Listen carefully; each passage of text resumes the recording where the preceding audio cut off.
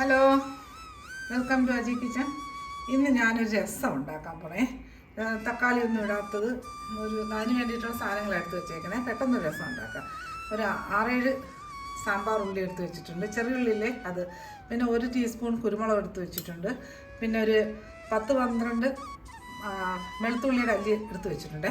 ഇത് ഞാൻ ഇതിനകത്തൊന്ന് ചതച്ചെടുക്കാം.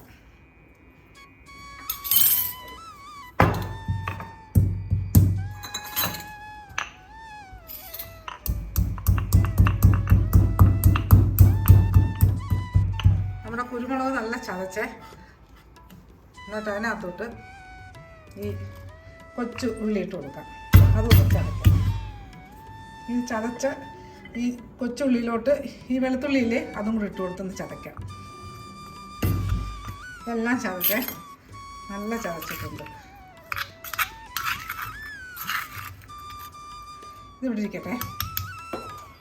സ്റ്റൗ കത്തിക്കേ.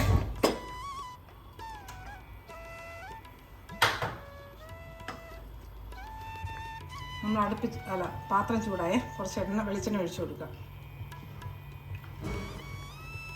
ഇതിനകത്ത് ഈ 4 മുളകില്ലേ അതിട്ട് കൊടുക്കുക. ഇതൊന്നും നല്ല മൂപ്പിച്ചിഞ്ഞെടുക്കണം.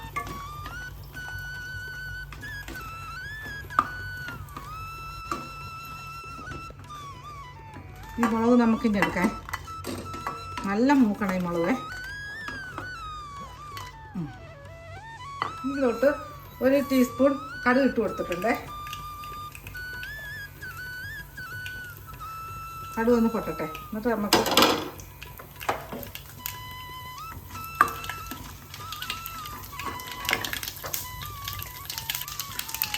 ഇതിനകത്തോട്ട് 2-3 കഷ്ണം ഉള്ളി അരിഞ്ഞത് ഇട്ട് കൊടുക്കാം. ഇതിനകത്തോട്ട് 2 തണ്ട് കറിവേപ്പിലയും ഇട്ട് വെച്ചിട്ടുണ്ട്. തീ ഉറച്ച് വെക്കേ.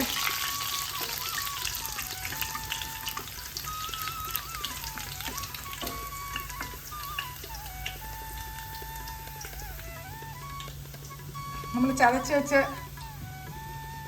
ഈ വെളുത്തുള്ളിയും കൊച്ചുള്ളിയും കുരുമുളകും ഇല്ലേ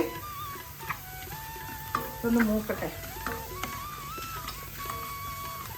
ഞാൻ തീ കുറച്ചിട്ട് ഈ ചതച്ച് വെച്ച് കുരുമുളകും വെളുത്തുള്ളി പേസ്റ്റ് വെളുത്തുള്ളി ചതച്ചത് ഇങ്ങോട്ട് ഇട്ട് കൊടുക്കേ. കൊച്ചുള്ളി ഇതൊന്ന് ഇളക്കാം.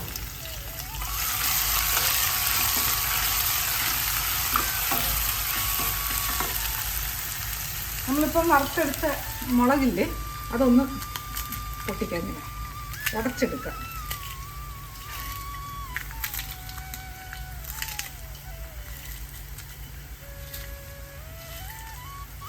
ഇനി ഇതും കൂടെ ഇതിനകത്ത് ചേർക്കാം.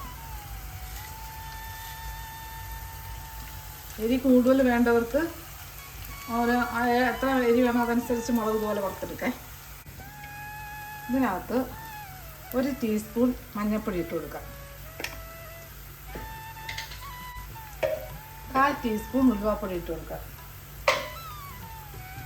പിന്നെ 1 ടീസ്പൂണോളം കായം ഇട്ട് കൊടുത്തിട്ടുണ്ട്. നല്ലോണം മിക്സ് ചെയ്യുക.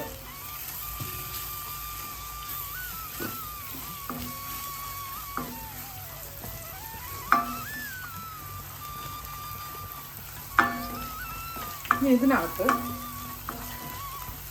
ഒരു ഈസി പണിയാണ് കേട്ടോ. നല്ല രസമാണ് ഈ രസം കഴിക്കാനും. കുറച്ച് പുളിയാണ് എൻ്റെ മെയിൻ.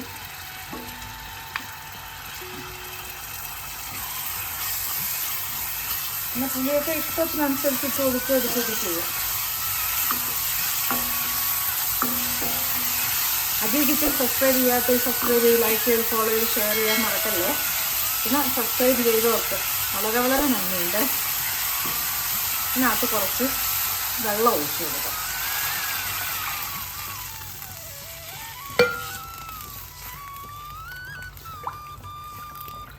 ഇതൊന്ന് തിളയ്ക്കട്ടെ. ഒന്ന് കവർ ചെയ്ത് കൊടുക്കാം. പിന്നെ കുറച്ച് ഉപ്പിടാം ഇതിനകത്തോട്ട്.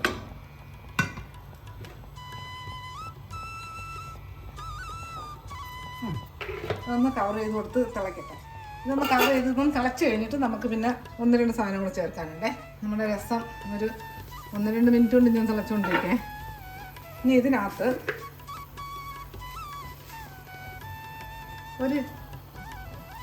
ഇത് ചെറിയ സ്പൂണേ, 1 ടീസ്പൂൺ പഞ്ചസാര ഇട്ട് കൊടുത്തിട്ടുണ്ടേ.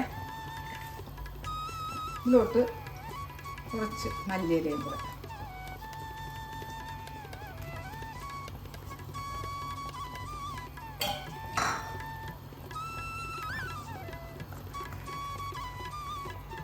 നല്ല ബെസ്റ്റ് രസമാണ് ഇത് ചോറിനൊക്കെ ഒഴിച്ച് കഴിക്കാനായിട്ട്.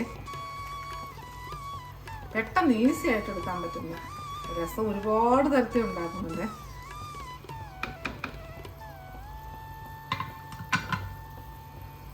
അപ്പോൾ ഇതൊരു മിനിറ്റ് ഇങ്ങനെ ഇരിക്കട്ടെ, ഞാൻ ഗ്യാസ് ഓഫാക്കേ. നമ്മൾ രസം നോക്കാം, കണ്ടില്ലേ? ചോറിന് ഒഴിച്ച് കഴിക്കാൻ പറ്റിയ ഏറ്റവും നല്ല രസമാണ്. അപ്പോൾ ഈ രസം ഇതുപോലെ ഒന്ന് ഉണ്ടാക്കേ, നല്ല ടേസ്റ്റാണ്.